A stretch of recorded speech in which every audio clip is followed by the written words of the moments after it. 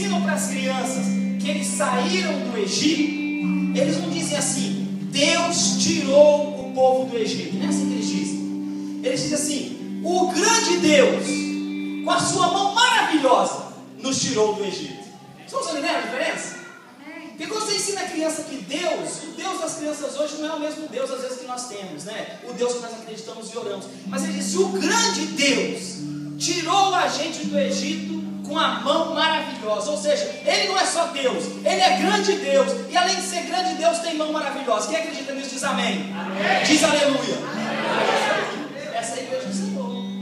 Quando essas verdades são faladas, nós temos que reagir à palavra do Senhor, não é isso? É assim que a gente mostra aquilo que o Senhor está falando com a gente, está mostrando para a gente, né? Que o Senhor possa continuar nos abençoando, né? Nos abençoando. Ezequiel diz que o vale de ossos secos, não diz?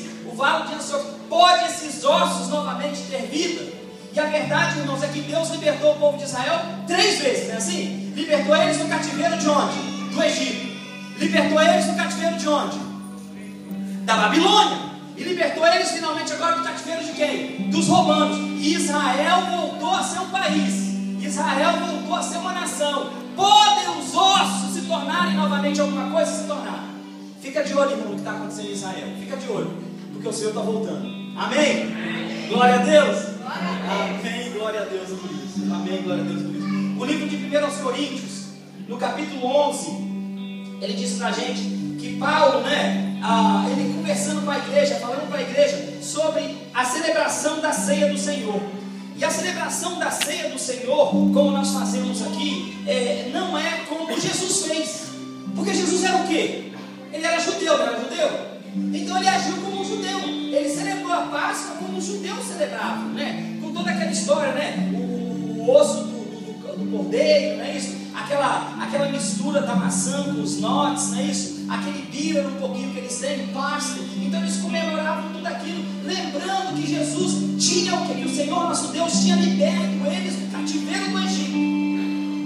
Mas o Senhor Jesus, Ele criou uma nova ceia.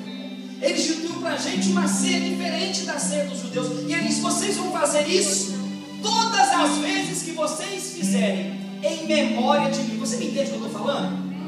Porque a verdade é a seguinte: quando nós celebramos a ceia do Senhor, irmãos, nós celebramos a morte e a ressurreição do Senhor Jesus até que Ele volte novamente. Quem acredita diz amém. Amém. Então, glória a Deus ao Senhor, porque Ele está voltando.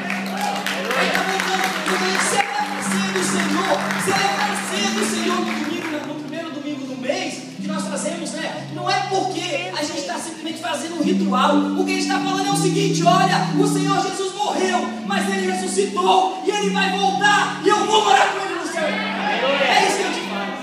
É isso que a gente faz. E o Senhor teve misericórdia de nós de tal maneira que, como aquela música disse, Ele deu pra gente um novo reino. Ele deu pra gente o céu, um lugar que nós não merecíamos. Ele deu pra gente aquilo que eu não mereço. Eu não mereço. Eu com os meus pecados, com a minha iniquidade, com a minha transgressão, com o meu passado, com o meu presente. Eu por mim não tenho nada que eu possa fazer para merecer o céu.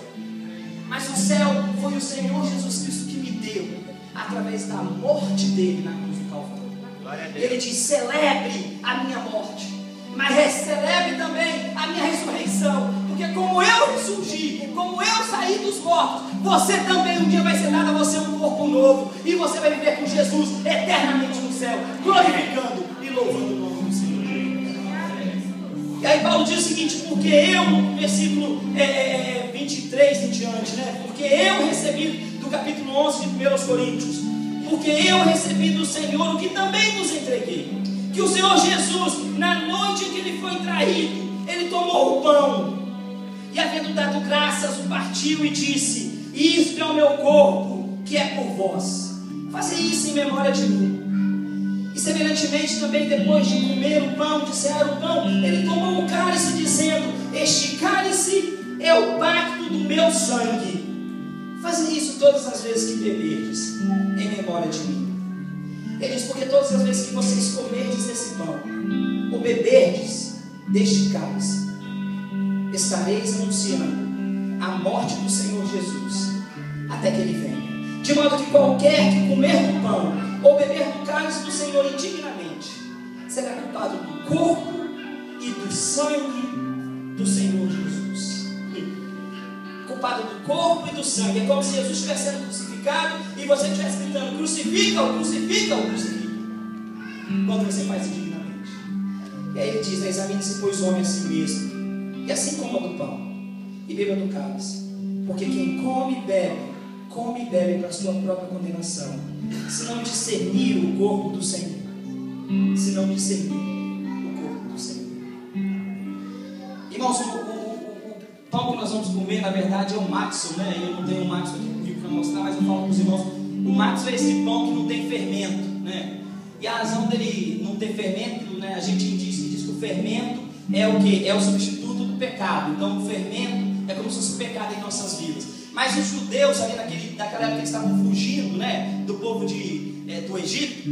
Eles não tiveram tempo de botar o pão para poder fazer fermento e levedar. Não, eles pegaram aquela pedra lá e jogaram a massa em cima. E assim que jogaram a massa em cima, viraram a massa e saíram do meio do deserto. Mas o pão, né, o matzo, ele é cheio de furinhos. E ele é todo trançado assim pelas marcas do fogo. E na verdade os furos representam o quê? O Jesus Cristo furado por nós na cruz do Calvário. E as marcas do pão são o quê? São as chicotadas que ele levou por nós. Que ele levou por nós. E aqui nós não estamos comendo o corpo de Cristo. Não é o corpo de Cristo. Isso é um pedaço de pão, sem fermento. Que alguns acham que não tem gosto, né? Outros gostam de outro jeito. Mas nós fazemos é celebrar que o corpo de Jesus Cristo, ele foi derramado por nós na cruz do Calvário. Ele foi entregue por nós na cruz do Calvário. E nós aceitamos o sacrifício dele como nosso Senhor e Salvador, como nosso Senhor e nosso guia, nosso mestre, para sempre. Amém. Então nesse momento nós vamos participar. Eu quero que os diáconos venham aqui à frente para me ajudar. E eu quero te dar uma orientação. A Bíblia diz que examine-se, pois, o homem a si mesmo antes de participar. E você pode examinar de algumas maneiras. A primeira maneira é o seguinte: se você não é parte do corpo de Cristo, você não deve participar. Pastor, o que isso quer dizer? Se você ainda não tem Jesus como seu Salvador, se você não aceitou Jesus como seu Salvador, não o recebeu como Salvador, então você não faz parte do corpo de Cristo ainda, mas você pode fazer. E nessa noite você vai ter a oportunidade de tomar essa decisão. Então você não faça parte da ceia. E a Bíblia diz também que se você tem talvez alguma contenda, alguma discórdia com algum irmão, né? Eu não acredito que ninguém aqui tenha discórdia com ninguém, mas às vezes tem, né? Então nesse é o momento que você tem de pedir perdão ao Senhor. E se a pessoa é com a pessoa, peça perdão para a pessoa também. Olha, desculpa aqui, eu estou me sentindo mal, né? Mas eu sei que eu quero participar do corpo e do sangue de Jesus, celebrando a morte dele e a ressurreição dele até que ele volte. Então, se você ainda não é crente no Senhor Jesus Cristo, não aceitou Jesus, ainda não teve essa experiência, não está ainda, não foi batizado, ainda não é membro de uma igreja, não é ainda parte do corpo de Cristo, não participe. E se você ainda tem alguma, né, rixa ou alguma briga com alguém, também não é o momento de você participar, porque a Bíblia diz que você faz isso. Quando você faz isso, você está dizendo para o Senhor Jesus, né, que está na cruz do Calvário: crucifica-o, crucifica-o. Você está sendo parte integrante da crucificação do Senhor Jesus. Entenderam? Amém. Então nós vamos participar agora. Baixe sua cabeça, eu vou orar. E eu gostaria que, enquanto eu estiver orando, aqueles que são, que vão participar da ceia do Senhor, aqueles que vão participar do pão e do suco de uva, pudessem ficar de pé. E a igreja, então, os diáconos vão servir para eles o suco de uva e o pão. Então, se você vai participar, enquanto eu estiver orando, você fica de pé. E os outros continuem sentados, quem não vai participar. E assim que você receber o pão e o vinho, você sente também e ore e agradeça a Deus o que Ele tem feito pela sua vida. Deus, nós damos graça por esses elementos: o pão e o vinho. Nós damos graça acima de tudo, meus queridos, pela tua morte por nós na cruz do Calvário. Mas mais do que tudo, nós damos graça pela ressurreição, porque o Senhor venceu a morte. E o Senhor venceu a morte para que nós também pudéssemos ter vida no teu nome. Agora, ó Deus, nós te damos graça mais uma vez por essa participação e por essa oportunidade de celebrarmos, ó Pai querido, a sua ressurreição até que o Senhor volte a segunda vez. Que nós possamos fazer isso, ó Deus querido, relembrando e entendendo o seu sacrifício e aquilo que o Senhor tem separado para nós. Em nome de Jesus. Amém e amém. Continua orando, igreja.